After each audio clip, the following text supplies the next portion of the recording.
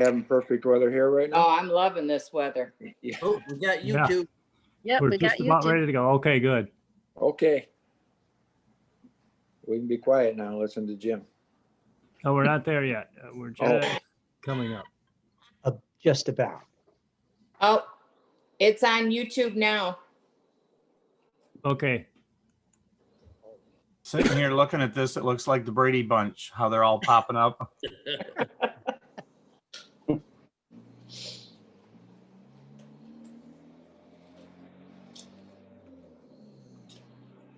Sounds like somebody's sitting in traffic. Okay, I'll Now the window's open. Oh, Yeah, it's probably me. Cars are close to the house.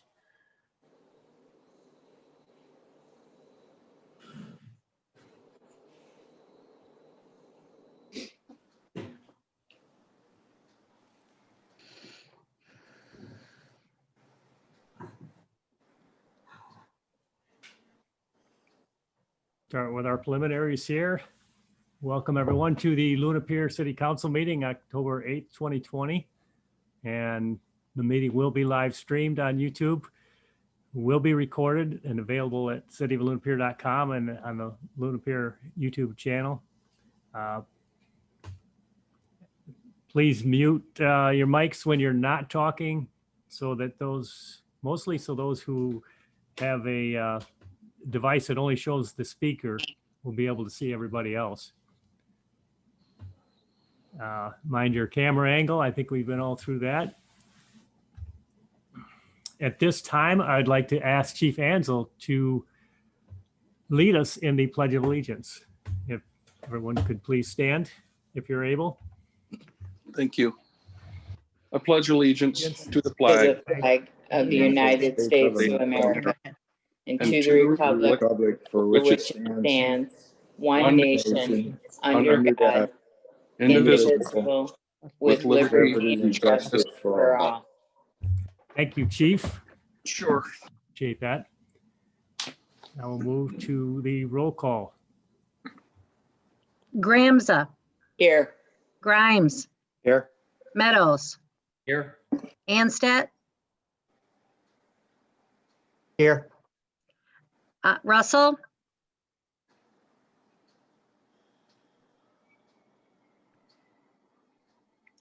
I don't know if you can hear us or not. Mayor Gardner, Here.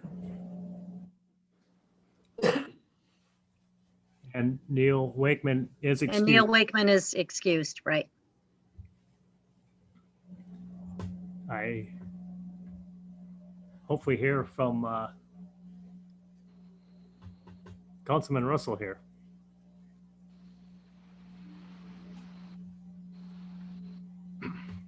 If not, we'll move on to the approval of the agenda.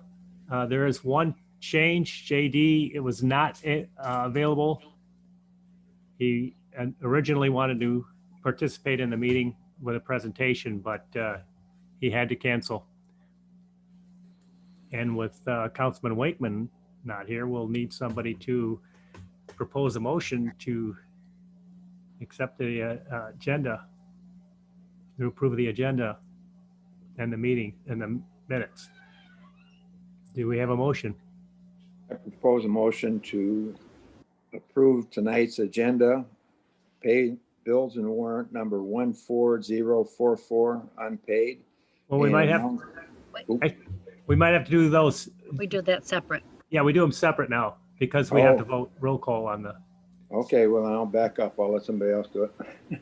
I've been gone too long. Yeah, actually, all you have to do is do the agenda. You actually did it all in the minutes only. Okay, I propose a motion to approve tonight's consent agenda and the minutes waiving the reading of September 10th, I guess. No, yeah. Thank you. Yep, perfect. support, We have a motion. support. We have support. Any discussion? All in favor? Aye. Aye. Opposed? Hearing none, motion carried. Now we'll move to the bills of warrants, which we'll need to do a roll call vote. Do I have a motion?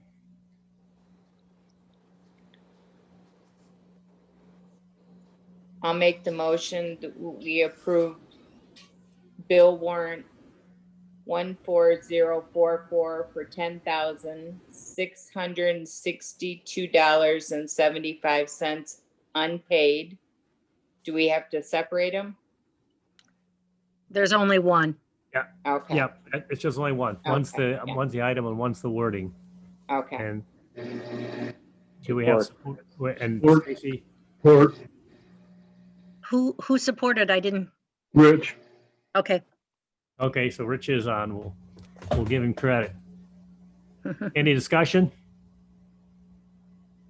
Hearing none, let's go to a roll call vote. Grimes, Yes. Meadows. Meadows, Yes. Hanset, Yes. Russell, Yes. Gramza, Yes. Mayor Gardner. Yes. Motion carried. And we have no presentation tonight. We will move on to the mayor's report, which will be a little bit lengthy because there's a few things we need to discuss, but then we'll make up for it because the new business won't take as long. COVID-19 updates, 132,039 total cases in Michigan, 6,869 deaths. That it is not looking good right now. The numbers are climbing at an alarming rate, really. We're looking like it's same as we were in early to mid-April with the number of cases. Thankfully, the number of deaths are still fairly low, but still rising higher than really we want. So I encourage everyone to help us keep businesses open by following safe procedures, taking time to put on a mask and keep your distance. All of the state mandates are still in effect. Two reasons: because the Michigan Supreme Court ruling does not take effect for 21 days from the time of the ruling, and they've already been replaced by Michigan Health and Human Services, who has the authority to act on that. So nothing really stays the same. It's a good thing because COVID really doesn't care what Michigan or the Supreme Court says. It will take you down no matter what you think. It's been a busy last couple of days. I attended a meeting yesterday, a virtual meeting with Consumers Energy, talking about vehicle charging stations. And they have a program where they have grants available for electric vehicle charging stations. It became very apparent during the meeting very quickly that Luna Pier is the prime location for Consumers Energy giving these grants. They pretty much said that everybody else get in line, and if Luna Pier doesn't want to do anything, then you are probably eligible. So we are definitely the prime candidates for this grant. It started with a study with Michigan State University and Eagle, who commissioned that study to look for strategic places to build the electric charging infrastructure in Michigan. Luna Pier was identified as one of the largest. Two different types of charging stations: DC fast charging stations and level 2, which is a little slower to charge. It still can, it'll charge a car in 4 to 6 hours, depending on if the battery is completely down. What usually people do is they'll stop and top it off. You have a 300-mile range and you come in here and you have 100 miles left. People will just top it off while they're shopping here. Beach locations are very good.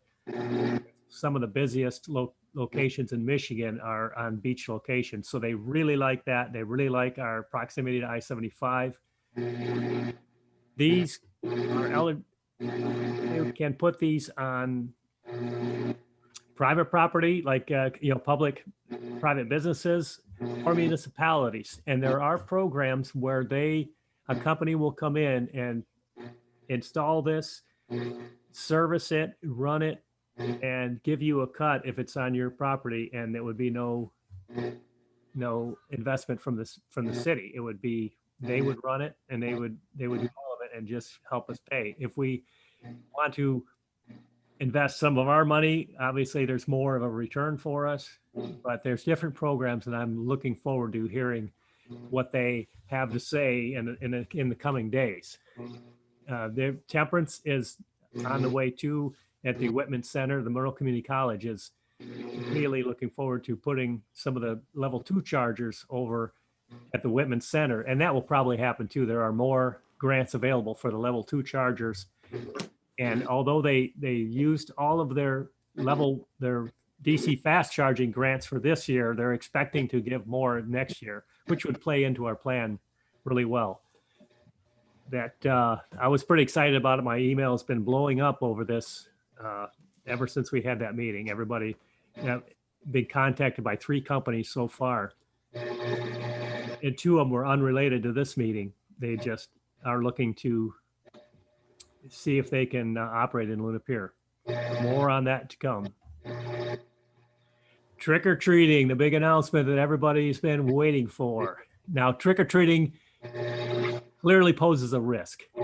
I will be honest with you. If I could say no, we should not trick or treat, I would do so. It's obvious people are going to send their kids out anyway. They've already said so. They've set up their displays already and said there's nothing illegal about sending your kid out door to door begging for candy. And it's true. The city can't really stop them. I am encouraging people to do what's best for your children. When you look at how COVID spreads, standing over a child and talking to them and putting a treat in their bag is probably about the worst position you can be in for contracting COVID and being exposed to COVID-19. The people who actually pass out the treats bear the most responsibility for keeping the kids safe, because they're the ones that really need to wear a mask. You're the one spraying your voice down on kids. They're the ones responsible for keeping the distance, and they will be the ones most likely to spread it with each kid coming to the door. Proper masking is vital if you are passing out candy. And a mask, not a costume mask, but a mask that will stop any kind of moisture. Wearing it over your mouth and nose, and keeping covered with a proper mask. That is really the responsibility of the person passing out the candy more than anything. Parents need to consider that when they send their kids out. You can control and have your kids wear masks and everything, but you can't control what people passing out the candy are doing. And I want everybody to consider that.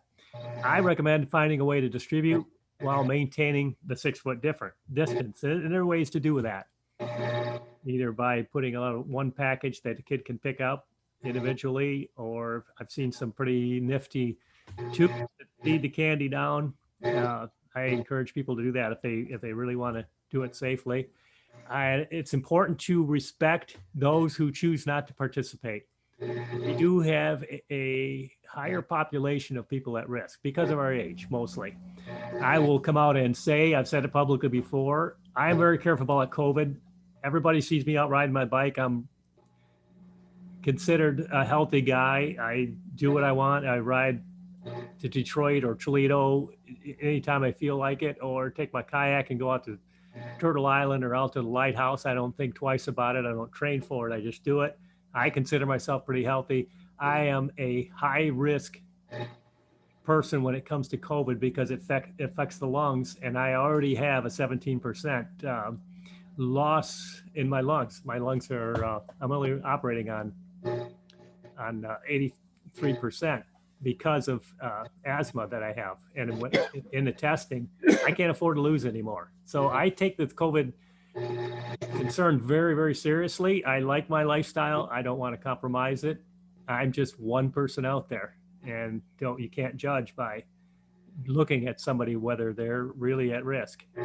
I'll come out and say I am at risk, and I take this seriously.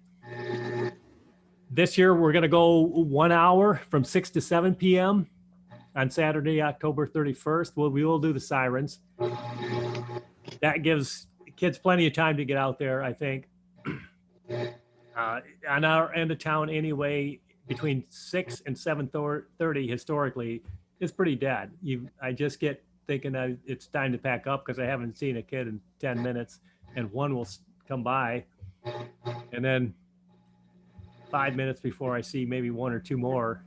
So it's really slows down historically between 7 and 7:30 anyway. I don't think anybody's going to miss out. I just think that's just a little bit safer. Go 6 to 7. I think it's a great compromise, and I'm willing to do that and use the sirens to signal that time. And the policy is subject to change right up to the last minute for any risk. We've had weather problems before. We've had just gale force winds that were knocking trees, branches down and power lines down, where we had to cancel for weather reasons. And that could happen this year. It's unlikely, but if there's a public health risk, or we just never know what will change. So keep in mind, we're going to try to do it, but if the policy changes, that's just the way it goes. It's what we have to do to keep everyone safe and keep the kids safe. It really is about them. We don't want to disappoint them, and I don't want to be whatever the Grinch, whatever the Halloween equivalent to the Grinch is. I don't want to be that guy, but I guess I will if it means keeping the kids safe.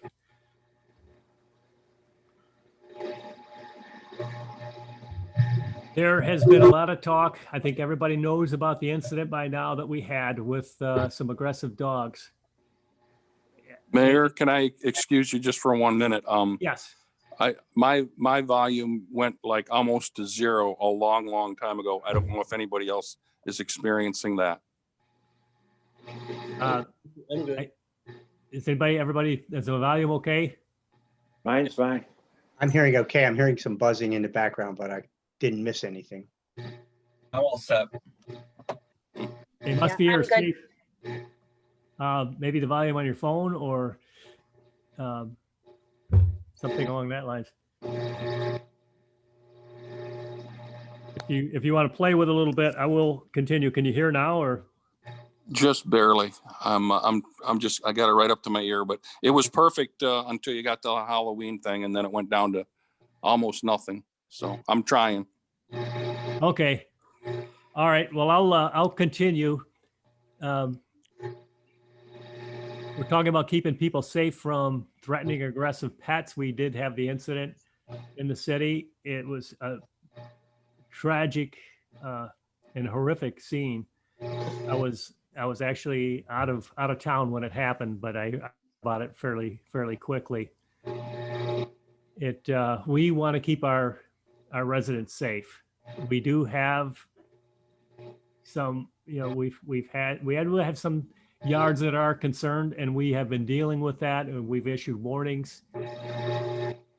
During this incident, I don't want to go into all of the details of it because the investigation is ongoing, and we are working with the prosecutor's office. We issued everything that the city can issue at our end, and animal control is involved. Their authority picks up where ours leaves off. We can write a violation just for the ordinance, and anything beyond that, determining if it's a dangerous animal, that's all done at the county level, and they have protocol that they have to follow too. So they are doing what they can do. We've escalated it to their level.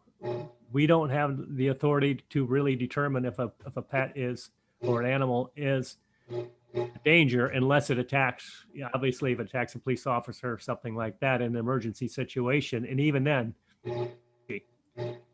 but in this case, everything is going exactly how it's supposed to go, in that the outcome was just horrific. Everybody knows that. And our hearts go out to the victim there, the victims, I will say. Luna Pier has always been one of our biggest assets. It's a safe community. It's low crime. Our police force has always done a good job, and the police presence has really kept those numbers low. Now, safety means safety from pet owners too. from dangerous pets. So we do take it very seriously. We value our safe community, and we will not compromise that. I'm not wanting to go there yet. I did ask Councilman Anstead and Councilwoman Gramza to work with the chief and review all of our ordinances that we have, compare them with our neighboring communities and some other communities in Michigan to see if there's anything that we could do a little better, just to examine it and compare, see where we stand. We do not, we want to promote responsible pet ownership. We want to make our community safe. We want people to enjoy their pets, obviously, but we want to keep the community safe too. We are looking at doing what we can through our ordinances. Any questions on that? Yeah, what was the situation? I've been out of commission for a little bit, so what actually happened? We had some dogs that got loose and they cornered somebody and may have triggered a medical response there. I will keep it brief, but there was a, for privacy reasons and everything, there was a medical incident that resulted right after the dog attack. And it was, the dogs did not bite, but allegedly they were very aggressive towards everyone involved in the incident, trying to pull the dogs off. Okay. So I think the police chief can elaborate if you want to talk to him in a public meeting. It's probably not a good time to give the details, especially since the investigation is ongoing. Okay. Any other questions on that subject? No. If not, we'll move on to department reports. Police report, if the chief, I'm not sure if he has anything he wants to add or anything to share, or if he can hear us too. I can hear you. Can you hear me? Yes. Yes, we can. Okay, I can barely hear you, but I've got it right up to my ear. So I have nothing to report, maybe just touch a little bit on the situation that we just went over, and that we are doing everything that we possibly can to either tighten up or look at, and we're going to continue to look at other ordinances. I've also immediately, just so that everyone is clear on it, animal control was called immediately, as the mayor has just said. The Monroe County Prosecutor's Office was contacted immediately as well. And also I've contacted the Department of Agriculture, who has a department that actually may investigate part of what we're looking at. So this isn't going to go away, and we're going to stay on top of it just as long as we have to keep it fresh. And if we have to freshen up things ourselves, that's our intention here at our end. I don't have any numbers for you tonight or anything. I can tell you that over the summer, the guys were extremely busy with our parking lots for parking violations. We've more than tripled them, and so they're on top of that continually. Kind of looking forward to the fact that fall is here, because that usually things slow down a little bit at that time. So kind of gives us a reprieve, and we can, me in particular, I can get caught up on things that I need to get caught up on. So that's all I have tonight. Thank you. Can I ask one question? Sure. Or ask you to elaborate? Along with the patrols of the parking lot, the beach is patrolled also. I want to make sure everybody knows about that. And yes, and you do write violations for when you see things to go on. Yes, they're covering that actually pretty good. We cover the dogs on the beach. I want to say this year we wrote a few more citations than we did last year for dogs. Alcohol, we did not have that many alcohol incidents on the beach. I think we had one or two that we wrote citations to. And we had actually no hard times on the beach with people. They were pretty good when it came to distancing, even though at times the beach was busy, and but no incidents to speak of that were, of any trouble of any kind. So it was a good time this summer as far as enforcement goes. Thank you, Chief. Sure. At this time, I want to turn it over to Chief Denias and Assistant Chief Weldon and John Zarb, who I believe is on the line too here, with some exciting news about a Firehouse Subs grant. And thank you. Yes, we received notice that we have received another grant for $18,329 from Firehouse Subs. It's for a automatic chest compression machine. This is great news. It's a really helpful thing. It will help tremendously on calls. I got to give kudos to oh man, that's dark there. Better. Yeah. I got to give kudos to everybody that helped get the grant. They did an excellent job. Derek? So, long story short, what this machine will do will alleviate an individual from having to do chest compressions for long periods of time. What we are running into, especially during the daytime, our crew consists of Rick Lichty, Terry Mueller, and myself. And so what happens in a cardiac arrest situation, we're rotating each other in and out every 2 minutes doing chest compressions. It takes an average of 12 to 15 minutes to get the ambulance here from Monroe. What this machine will do, will wrap around the patient's chest, we'll turn it on, and it will automatically just start doing the 2-inch deep chest compressions at the appropriate rate. This will set it up so where one individual can then do the breathing and another individual can run the defibrillator.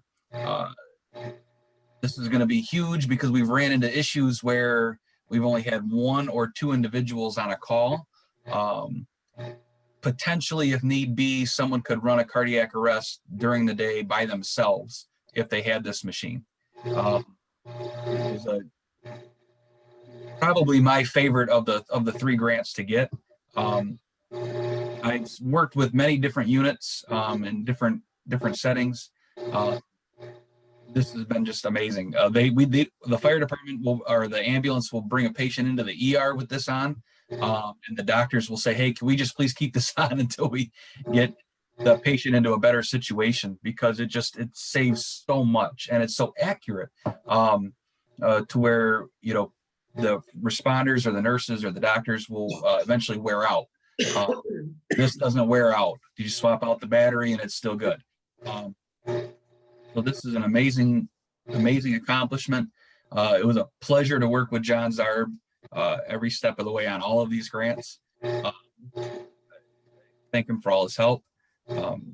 Also, just one other thing, the rescue boat is now out of the water, but still in service for the fall because there's still a lot of fall fishermen. We probably won't winterize that until mid to late November. So Marine One is still in service for water rescues, but it is out of the water. So we will have an extended launch time if we get another water rescue for the rest of the year. And that's all I have. John?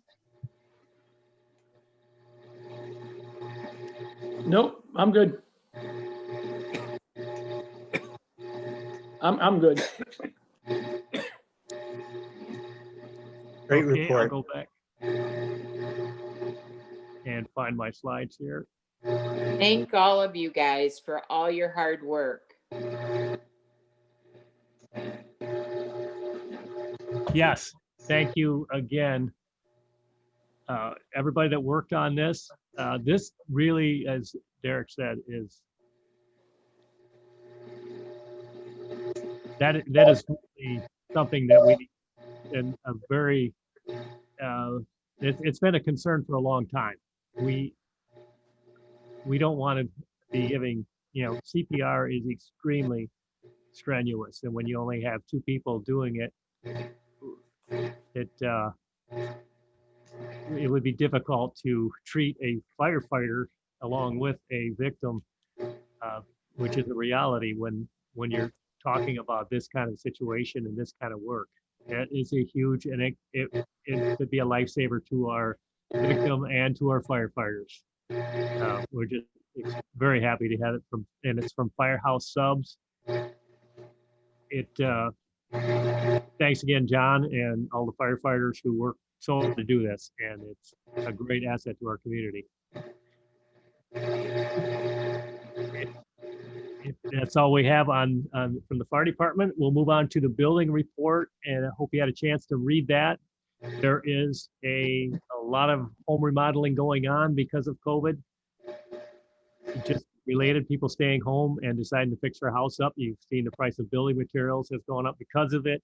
And our building report really shows it too. And I want to say thank you to Mike, because for one thing, he really financed this entire department already this year with everything that's going on,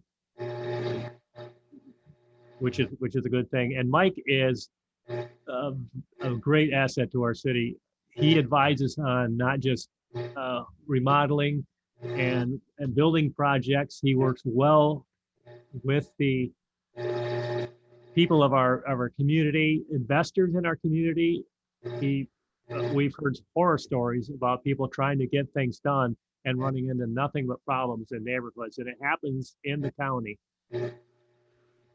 I often ask how's everybody, what's it like working with our building department, and the reports are always very, very good. Mike makes things happen. He cuts through. He does not cut corners, but he does not hold things up. He operates and does it per the book, the way it's supposed to be.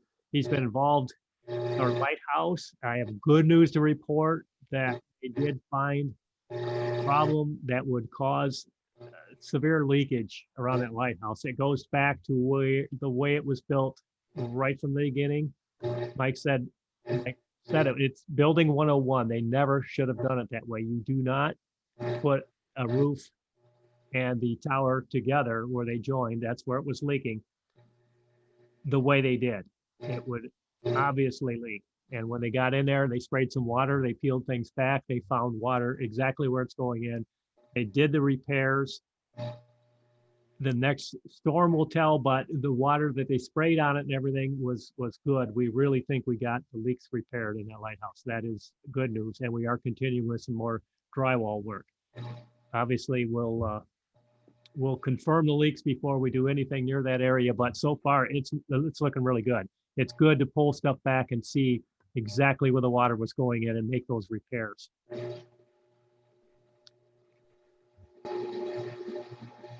Any questions on the report? I'm hearing a noise coming in. I can't tell where it's coming from. Committee reports. I'll turn this over to Stacy for the FEP repair. It has to do with what our recommendation tonight anyway on the agenda.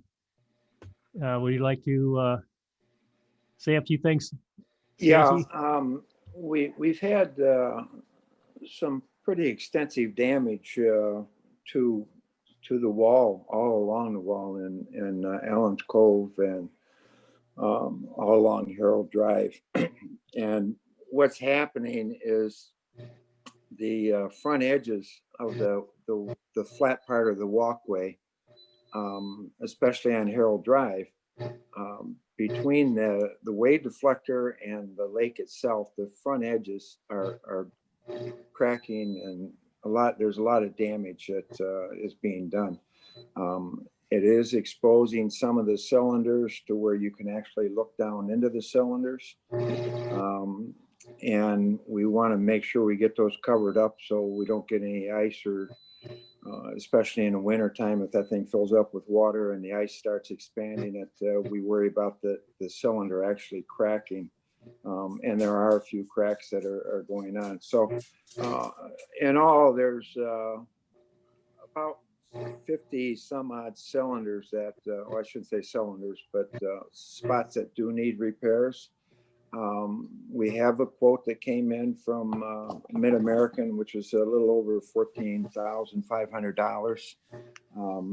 But our committee would like to authorize expenditures up to $20,000 in case we do have other areas that we didn't get noticed during the inspections that we've had.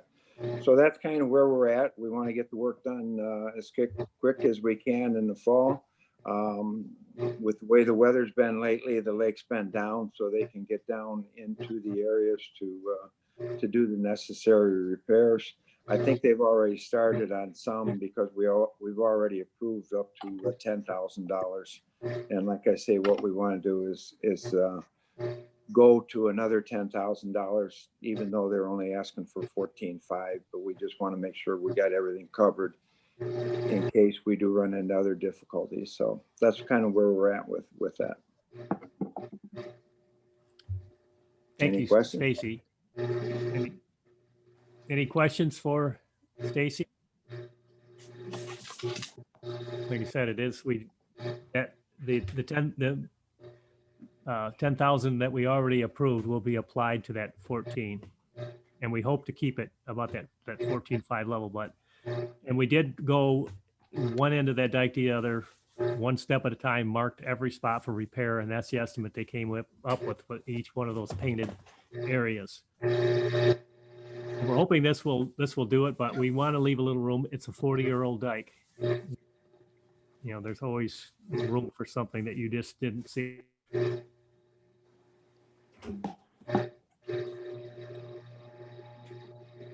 New business would be the updated cost recovery fee schedules for police and fire.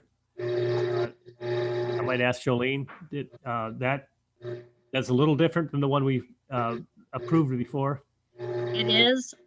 When we sent that back to cost recovery, they said that those fees were low, and they recommended that they were these fees that we just got, they're a little higher. She said we needed to increase them. Okay. Thank you. And we had a request for the Board of Review for an increase in pay. One of the questions that came up is, well, when was the last time we increased your pay? Going back, to the 90s? There's no record of it. So it was over 25 years ago. Yes. It's so long ago that we don't even know the date. And this would take place next fiscal year. There's one review in March coming up that would be under the old rate. And July, I think, would be the next one if the rate increase was approved. It would take effect next fiscal year, not this fiscal year. And then we have the vote on the Mid-American estimate for the repairs on the cylinder wall that we covered during the FEP report. Any questions on new business? You do want to remember to add the Monroe County equalization, that contract, remember? Oh, okay. Did everybody get a copy of that? I don't think I got an email. I didn't see the email. I emailed it to you, but I don't know. Did everybody get a copy of that? It was an equalization. No. We might have to catch up on next one. Okay. I was looking at it and I didn't add it to the slide deck. Okay. But we'll catch it next time. Okay. We won't be the holdup on that, so I think we'll be okay for the next meeting. Now, community input, the way this works, you can call right now, 734-848-6495. Operators are standing by to hear your comments. And we would love to hear from you. And it's kind of hard to do at an online meeting, especially with the delay. There's about a 45-second delay between real time and the broadcast. So everybody that I'm speaking to now will hear this in about 45 seconds. And so that we have extra time for people to call in. And Jolene can give us a signal if we get calls to hold up and wait.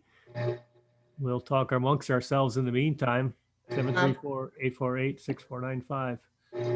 Mayor, Yes. if you would maybe send out a notice to the businesses in town that they can't just open the hydrant without going through South County Water, to get at least a meter to put on it. They Yeah, cannot that's just open to water their road. yeah, that I thought everybody knew that. And obviously there's an incident behind that report, but I certainly will. Yeah, I'll talk to you and find out who that is so I can speak specifically. well, one of the water employees was working when he saw it happening, so he went and told them they couldn't do that.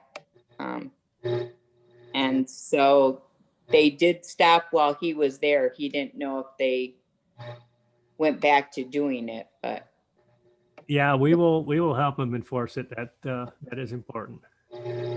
because the hydrants will be winterized pretty soon. They're already all done in Bedford and that area, and Luna Pier's like next. And the fire department and our city workers know what to do. If the hydrant is winterized, they know, what they have to do if they use them. But Can I interject there, Don? Pardon me? Can I interject there for a second? Yes. Yeah, you might want to add that if that is not properly pumped out, it can freeze and bust, and it can be a safety measure. If there was a fire in that area and we needed to use that hydrant, it would be then inoperable. So exactly. I did get a phone call from Marge Steibel, and she wanted to say, welcome back to Stacy. I'm glad to have you back and you're looking good. Also wanted to say a big thank you to John Zarb for all the work that he has done. And she says, along with the dogs, don't forget about cats. Yes. Actually, I thought of that, and I thought of her as we were doing this. And yes, that is still a concern. And we can consider that also to see what we can do. We appreciate that input. If I may interject, along with the hydrants, we were told as of October 1st, we were pumping out the hydrants every time we use them. So that part is already in effect for us. Okay. You just don't know if somebody else opened them up. They don't know to pump everything out again. And That is correct. Yes, I can kind of guess where that's happened, but I will find out for sure. And definitely we will partner. We have a vested interest in making sure that doesn't happen. Are there any more callers, Jolene? Or Nope, that's the only one I got. okay, at this time I will close the community input time, and we will move into council action needed. Number one is the cost recovery fee schedule. Do I have a motion to approve? I will propose a motion to approve the cost recovery fee schedule update for the police and fire department as presented. Support. Thank you, Councilman and Councilwoman. We have a motion, we have support. Do we have any discussion? If not, we'll go to a roll call vote. Gramza, Yes. Grimes, Yes. Meadows, Yes. Anstett, Yes, Russell, Yes. Mayor Gardner. Yes. Motion carried. Thank you. Request from the Board of Review for pay increases. Do we have a motion to approve pay increase, and do you want to list an amount, or do you want to? I will propose a motion that we approve a pay increase for the Board of Review Committee going in effect of 2021-22 fiscal year as presented, waiving the reading. What I was given was to follow along with what Erie gets. At this point, Erie receives for under 6 hours, $65, for 6 to 10 hours, $80, and over 10 hours, $100. And what are our fees now? The fees now are a half a day is $25 and a full day is 50. Okay, That's pretty good good. that we're reviewing that. So we have a motion for the amounts listed. Do we have I'll support support. for that? We have support. Any discussion on that? Who was the support, please? Mike, Okay,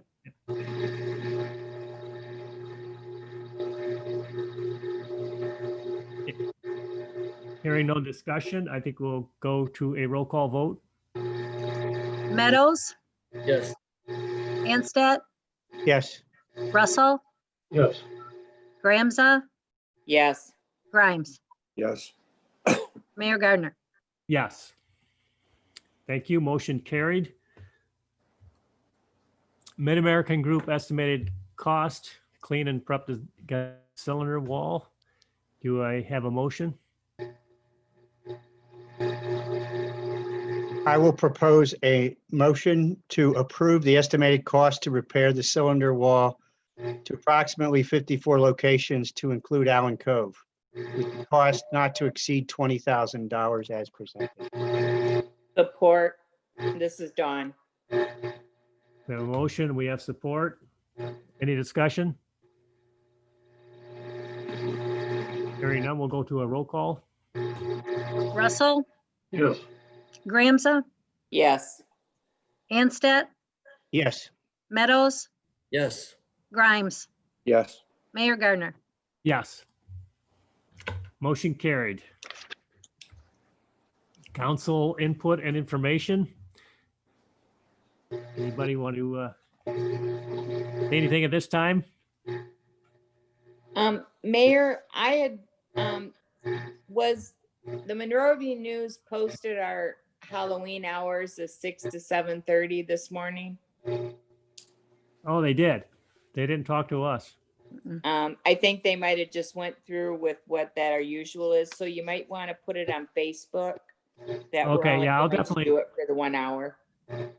Yeah, and I'll ask everyone to help spread that message. That and we will post it, but it is a unique situation, and I think it's the right thing to do. I'll put it on the Facebook page. We'll put it on our website, and we've been getting calls about it too. Any more council input? yes. Mike Anstett and myself have taken on the job of redoing the landscaping at our city sign, which is in dire need because it just became totally overgrown. So anybody that has any desire to help or ideas or donations, we're looking for any help we can get. Okay. Thank you. We may have some people willing to help. And the city has come in and helped move this, like stone and weeds and stuff that are around the sign right now. So we have started the project. Very good. I mean, that's the first impression of our city there.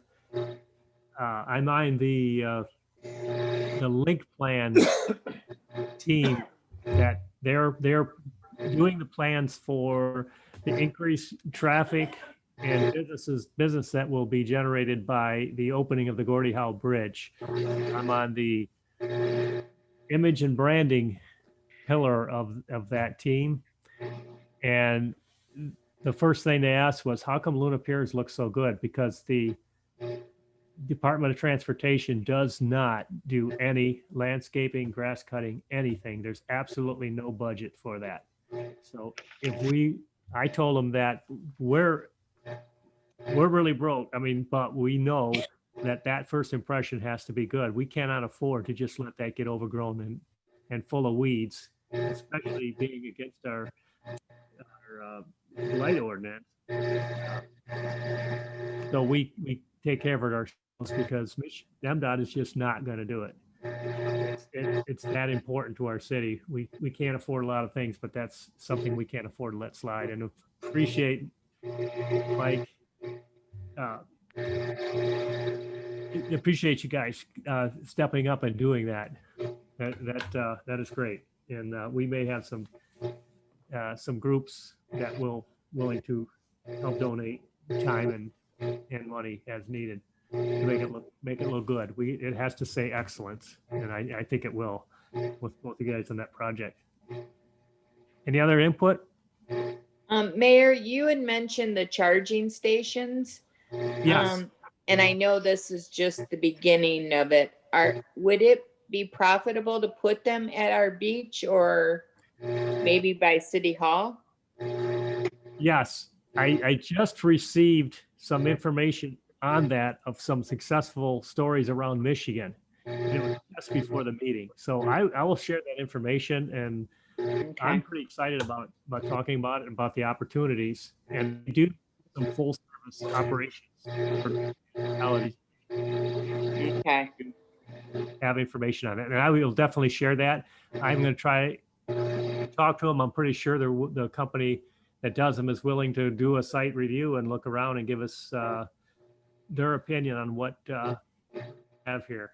They're very eager to pay a visit. I'm going to take them up on it, and I'll invite everybody and let them know what as we set things up. It's all Okay, brand new great. information. Just started yesterday, and Oh, okay. but I'm really excited about it. Especially, I know I work for Ford Motor Company. I saw where the engineering money was going, and there was a lot of money going into battery electric vehicles because they believe that is the future. I think that's our future. I agree with them that is the future. Any other questions or comments? I'll say a round of applause for Stacy is due just because it is so good to see him here. Well, thanks, everybody. Yeah. It was a rough 2 months, but I appreciate everybody's thoughts and prayers.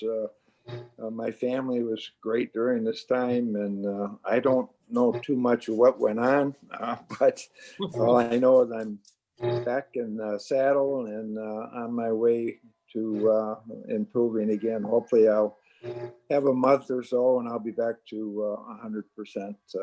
At least that's what my plans are. So thank you, everybody. Good to see you. Yeah, it's good to see you. Absolutely.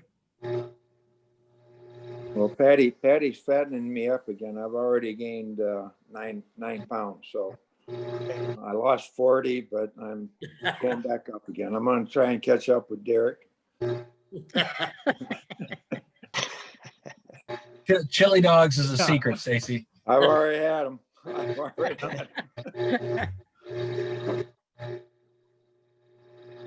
Okay, with that, we have no correspondence, future meeting dates.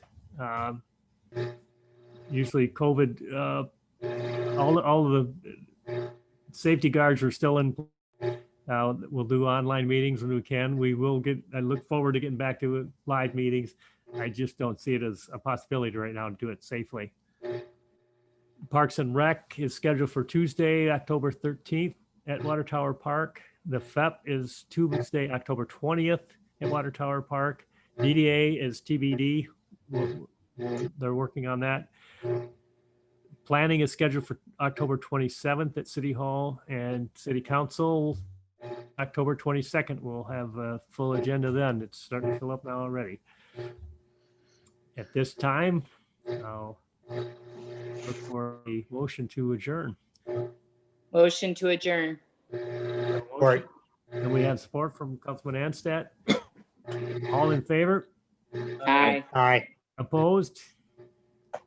Hearing none, meeting adjourned. Thank you, everyone. Okay, Thank you. everybody have a For good all your night. input and all your Yeah. hard work.